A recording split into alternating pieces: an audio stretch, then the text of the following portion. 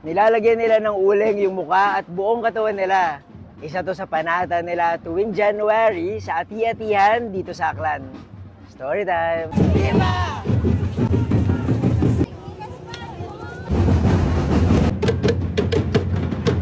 Every January ay sineselebrate ang ati-atihan dito sa Kalibo. Isa tong panata para kay Senyor Santo Niño. Yung tradisyon na to ay nagmula pa hundreds of years ago at kino-consider na mother of all festivals sa Pilipinas.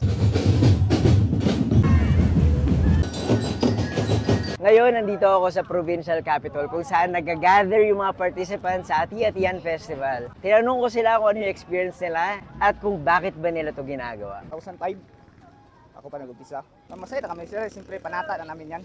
Kahit anong hirap, wala na hindi na namin iniindayan.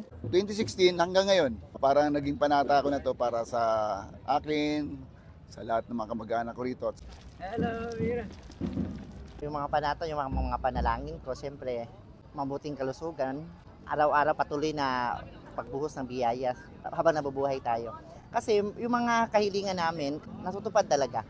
Pag na-miss ko, parang guilty ako na kahit anong hirap ng buhay, hirap ng naranasan, mga problema nalampasan ka agad.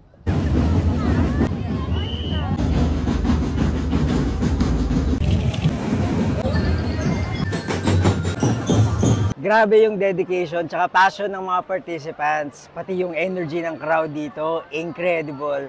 Kaya make sure na bisitahin nyo yung Kalibo sa susunod na ati-atihan.